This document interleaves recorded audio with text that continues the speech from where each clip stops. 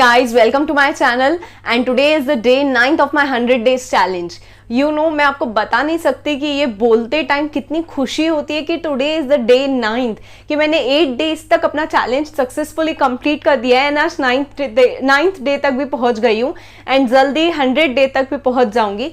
तो कैसा होता है ना, ये चैलेंज की या ये जो खुशी है वो आप तभी ही फील कर पाएंगे जब आप भी ये चैलेंज लेंगे। और मैं चाहती हूँ कि आप लोग भी ये चैलेंज लीजिए और आप मेरी फेसबुक कम्युनिटी ज्वाइन कीजिए।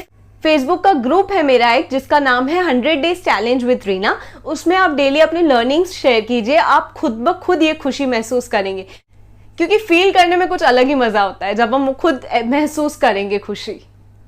क्या होता है ना, हम लोग को ऐसे कई बार ऐसा लगता है कि मुझे ये चेंज लाना है अपने लाइफ में, बट ये चीज मेरे से नहीं होगी, मेरे को ये करना है, बट उस रास्ते तक पहुंचने के लिए बीच में जो कांटे हैं, मुझे उन कांटों से नहीं गुजरना है, मुझे वो कांटे नहीं चाहिए। कैसा होता है ना, अब मैं आपको अपना एग्जांपल बता देती हूँ। मैंने ये चैनल स्टार्ट किया था मेरे स्टूडेंट्स तक पहुंचने के लिए, तो मुझे ये गारंटी था कि मेरे स्टूडेंट्स तक मुझे पहुंचना है कैसे भी, और मैं एक ऐसा प्लेटफॉर्म चाहती थी कि जिससे मैं इजीली सभी स्टूडेंट्स तक पहुंच सकूं। एंड यूट्यूब मुझे ये सबसे बेटर प्लेटफॉर्म लगा अपने स्टूडेंट्स तक पहुंचने के लिए। तो क्या था ना, यूट्यूब मेरे लिए भी नया था उस टाइम पे, बट कैसा था कि यूट्यूब पे मेरे को अच्छा प्लेटफॉर्म मिल रहा था जहाँ पे मैं सभी स्टूडेंट्स तक पहुँच सकती हूँ। बट क्या होता है ना कि मुझे स्टूडेंट्स तक पहुँचना है, बट द थिंग इज मुझे वीडियो रिकॉर्डिंग नहीं करनी है, मुझे वीडियो एडिटिंग नहीं करनी है। तो पॉसिबल होता क्या, ये चीज़ें नहीं होती पॉसिबल, क्योंकि अगर मैं आपको बताऊं मेरा एग्जाम्पल, मेरे लिए भी कैमरा को फेस करना स्टार्टिंग में इतना इजी नहीं था जितना आज है। आज मुझे इतना डिफिकल्ट नहीं लगता है, इनफैक्ट आज ये मुझे काफ़ी ईजी लगता है। और एडिटिंग करना उस टाइम पे बहुत ज़्यादा डिफिकल्ट था जब मैंने ये चैनल स्टार्ट किया था, बट आज मुझे ये बिल्कुल भी टायरसम प्रोसेस नहीं लगता है, बिल्कुल भी बोरिंग प्रोसेस नहीं लगता है। आज today I enjoy this process because I know कि मुझे इससे रिजल्ट बहुत ज़्यादा अच्छा मिलने वाला है, क्योंकि मुझे पता है इससे मेरे स्टूडेंट्स देखेंगे और मेरे स्टूडेंट्स अपने लाइफ में कुछ तो चेंज लाएंगे। तो कैसा है ना, अगर आपका गोल क्लियर है तो आपको इन कांटों की फिक्र नहीं करनी चाहिए, आपको इन कांटों के बारे में ज़्यादा सोचना नहीं चाहिए, क्योंकि अगर आपको अपना गोल तक पहुंचना है तो ऐसे कई सारे ऑब्स्टेकल्स आते रहेंगे, बट आपको डिसाइड करना है कि आप इन ऑब्स्टेकल्स को प्रायोरिटी देंगे या आप अपने गोल को प्रायोरिटी देंगे। मैंने अपने गोल को प्रायोरिटी दी और आप देख सकते हैं मेरे चैनल पे कितने सारे वीडियोस हैं। क्योंकि मैं अगर अपना एग्जाम्पल बताऊं कि मेरा जो फर्स्ट वीडियो था, उस फर्स्ट वीडियो को रिकॉर्ड करने के लिए कम से कम मुझे 8 to 10 आवर्स लगे थे। अगर मैं स्टार्ट करूं, मैंने उसका रिकॉर्डिंग 2 बजे, दोपहर के 2 बजे से स्टार्ट किया था एंड रात के 9 बजे कंप्लीट कर पाई थी मैं उसका रिकॉर्डिंग। इतना ईजी नहीं होता है रिकॉर्डिंग करना, जब आप ये चीजें खुद करेंगे तब आपको महसूस होगा। क्योंकि क्या होता है ना, हमें देखने से लगता है 10 मिनट का ही तो वीडियो है, क्या फर्क पड़ेगा, बट उसके पीछे उस बंदे की या उस पर्सन की कितनी मेहनत लगी है वो सिर्फ उस पर्सन को ही पता है। अगर मैंने वो दोपहर को 2 बजे स्टार्ट किया था और मैंने रात को 10 बजे उसको खत्म किया था रिकॉर्डिंग, नो डाउट मेरा कंटेंट भी थोड़ा बहुत मेरे को उसमें ही प्रिपरेशन करना पड़ा टाइम लिमिट में ही, और उसका एडिटिंग, मेरे लिए एडिटिंग एकदम नया था, मेरे को कुछ भी ऐसा एडिटिंग का नॉलेज नहीं था पहले, मैंने कोई भी सॉफ्टवेयर यूज नहीं किया था पहले एडिटिंग के लिए। तो उस टाइम पे मैंने उसी दिन पे रात को 10 बजे तक रिकॉर्डिंग खत्म करने के बाद मैं 11 बजे एडिटिंग पे बैठी हूँ और मॉर्निंग मैंने 10 o'clock उस वीडियो को अपलोड किया है। नेक्स्ट डे पे मेरा कॉलेज था, मैं कॉलेज नहीं गई थी, मैं हाफ डे गई थी कॉलेज, बट मैंने वो वीडियो अपलोड करने के बाद ही मैं गई थी कॉलेज। तो आप समझ सकते हैं कि मैंने अपने कॉलेज की भी रिस्पॉन्सिबिलिटी को एकदम छोड़ा नहीं, मैं हाफ डे भी गई, मैंने अपना वीडियो रिकॉर्ड भी किया, एडिट भी किया। क्योंकि मेरा गोल क्लियर था कि मुझे ये इन्फॉर्मेशन मेरे स्टूडेंट्स तक पहुंचानी है कैसे भी करके। क्योंकि अगर मैं आपको ये चीज़ दूं कि आप दोपहर के 2 बजे से रिकॉर्डिंग स्टार्ट करो, एडिटिंग करो, वीडियो अपलोड करो एंड देन कॉलेज भी जाओ, तो बहुत लोग बोलेंगे हाँ ये हमसे थोड़ी हो पाएगा, इतना देर कोई करता है क्या, इतना हम कैसे करेंगे। कैसा होता है ना, जब दिल से हम कुछ करना चाहते हैं ना तो सब हो जाता है। तो अगर आप दिल से कुछ अपने लाइफ में चेंज लाना चाहते हैं तो आपसे भी ये चीजें हो जाएंगी। स्टार्टिंग में थोड़ा बहुत डिफिकल्ट लगेगा, टाइम मैनेजमेंट में प्रॉब्लम हो सकती है, but once you fall in love with your goal these things do not matter. जब आपको अपने गोल से प्यार हो जाएगा, आपको इन सब चीजों का फर्क नहीं पड़ेगा। तो आज का जो मेरा ये टॉपिक है, हाउ टू लर्न, इसके लिए पहले आपको आपकी लर्निंग स्टाइल आइडेंटिफाई करनी है कि आपकी लर्निंग स्टाइल कौन सी है। जैसे ही आप अपनी लर्निंग स्टाइल अंडरस्टैंड कर लेंगे, समझ लेंगे, आपके लिए लर्न करना बहुत ही ज़्यादा ईजी हो जाएगा। क्योंकि देखो, अगर हमें कुछ भी बीमारी हो जाती है तो उस बीमारी का अगर हम लोग रूट कॉज जान लेते हैं तो उस बीमारी को ट्रीट करना बहुत ज़्यादा ईजी हो जाता है। तो इसी तरह अगर हमें लर्न करना है और अगर हमसे लर्न नहीं हो रहा है तो उसका रूट कॉज पहचानना है कि हमसे लर्न क्यों नहीं हो रहा है। जैसे ही हम उसको रूट कॉज पहचान लेंगे तो हमसे लर्न करना बहुत ही ज़्यादा ईजी हो जाएगा, बहुत ज़्यादा डिफिकल्ट टास्क नहीं लगेगा।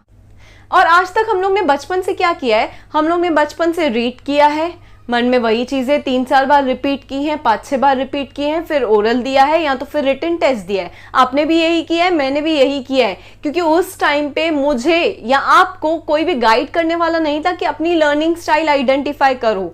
और ये मैंने भी अपनी लर्निंग स्टाइल रिसेंटली ही आइडेंटिफाई की है, कुछ टाइम पहले ही मैंने अपनी लर्निंग स्टाइल आइडेंटिफाई की है। तो इससे मैं चाहती हूँ कि आप लोग भी अपनी लर्निंग स्टाइल आइडेंटिफाई कर पाएं, जिससे आपको भी लर्न करने में, आपको भी स्टडी करने में बहुत ज़्यादा हेल्प मिलेगी। तो मैं आपको बता दूं, लर्निंग स्टाइल्स 4 तरह की होती हैं, जैसे कि आप लोग स्क्रीन पे देख सकते हैं। सबसे पहला स्टाइल होता है विजुअल, सेकेंड होता है ऑडिटरी, थर्ड होता है काइनेस्थेटिक, फोर्थ होता है reading and writing. Visual learning style में क्या होता है, हम लोग देख देख के लर्न ज्यादा अच्छे से कर पाते हैं। ऑडिटरी में क्या होता है, हम लोग सुनते अच्छे से लर्न कर पाते हैं, जितना ज्यादा हम सुनते हैं उतनी ज्यादा चीजें अपने को याद रहती हैं। काइनेस्थेटिक में क्या होता है, लर्निंग बाय डूइंग, इसको हम कहते हैं जब तक हम वो चीज करेंगे नहीं तब तक हमको वो चीज समझ में आएगी नहीं। ये एक्चुअली अगर मैं आपको बताऊं कि अगर आपको शेयर्स में सिखाती हूं तो शेयर्स आपको तब तक अच्छे से नहीं समझेंगे जब तक आपने शेयर्स में खुद ब खुद डील नहीं किया है। फोर्थ होता है रीडिंग एंड राइटिंग। जो रीडिंग एंड राइटिंग का लर्निंग स्टाइल है वो काफी बच्चों के लिए होता है। ये उन बच्चों के लिए होता है जिनको आप लोग बुक वर्म कहते हैं। बुक वर्म वो लोग इसलिए होते हैं क्योंकि उन्हें रीड करना, उन्हें राइट करना पसंद होता है, उन्हें रीडिंग राइटिंग पसंद होती है।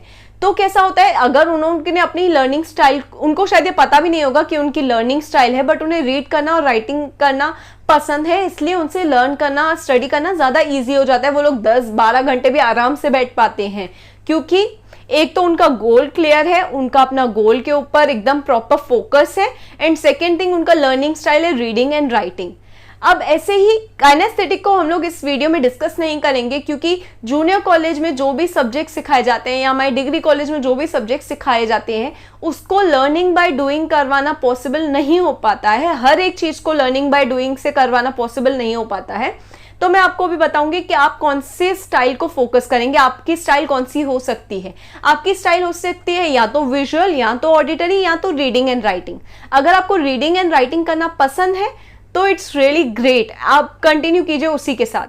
जो लोग रीडिंग एंड राइटिंग में रहते हैं ना, उनके लाइफ में कैसा होता है ना, जितने भी ज्यादा डिस्ट्रैक्शंस आते हैं ना उनको वो इग्नोर कर देते हैं। उनके लिए ये इग्नोर करना बहुत ज्यादा ईजी हो जाता है, क्योंकि they are doing what they love and they love reading and writing. तो उनके लिए बाकी सारी चीजों को इग्नोर करना ईजी हो जाता है। But the persons like you and me, हम लोग के लिए ये ज्यादा डिस्ट्रैक्शंस को इग्नोर करना डिफिकल्ट हो जाता है थोड़ा बहुत, क्योंकि reading and writing is not our learning style. ये हमारा लर्निंग स्टाइल नहीं है। तो हमारा लर्निंग स्टाइल क्या है, सबसे पहले तो अगर आपको आइडेंटिफाई करना है, आप रीडिंग एंड राइटिंग को भी एकदम अलग से मत रखिए, आप उसको भी कंसिडर कीजिए। मेरे एग्जाम्पल में कैसा होता है ना, आपको 3 टॉपिक्स लेने हैं, आप 3 टॉपिक्स लीजिए। एक का आप यूट्यूब पे जाके वीडियो देखिए, कोई भी एक ही सब्जेक्ट के 3 टॉपिक्स लीजिए, अलग अलग सब्जेक्ट के 3 टॉपिक्स नहीं लीजिएगा, कोई भी एक सब्जेक्ट के 3 टॉपिक्स देखिए और उसमें से एक टॉपिक का आप यूट्यूब पे जाके वीडियो देखिए, ठीक है। एंड सेकेंड टॉपिक को आप क्या कीजिए, आप वीडियो चलाइए, बट उस टाइम पे आप अपनी आईज को क्लोज कर दीजिए, आप सिर्फ उस वीडियो को सुनिए कि उस वीडियो में क्या बताया जा रहा है, कैसे बताया जा रहा है। एंड थर्ड टॉपिक को आप कीजिए कि रीड कीजिए, फिर उसको लिख के देखिए।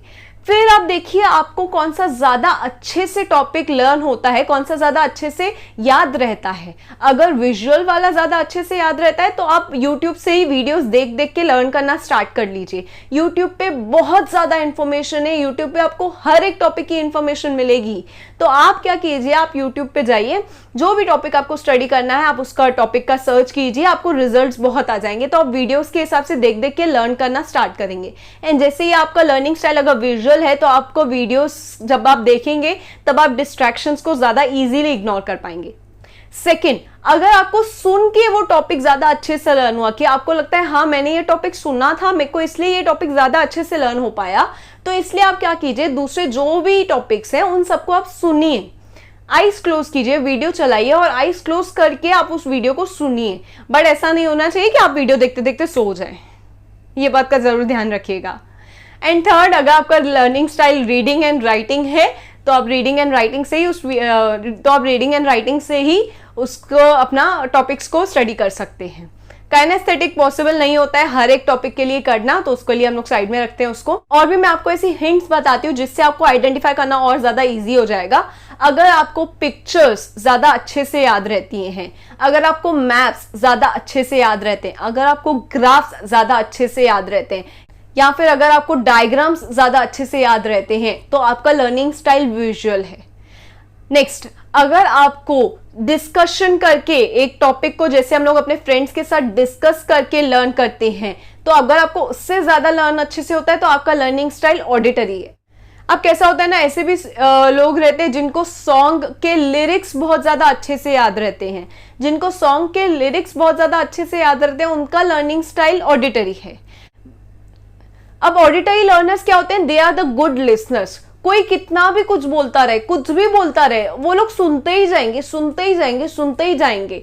दे are the very good listeners. वो कभी भी आपको ये नहीं बोलेंगे मेरे को मत सुना, ये मत कर, वो मत कर, मेरे को बोर मत कर, वो सुनते ही जाएंगे। They are the auditory learners. अगर आपको सुनना पसंद है तो आप ऑडिटरी लर्नर्स में कैसा रहता है ना, डिबेट्स में ज्यादा उनको इंटरेस्ट रहता है।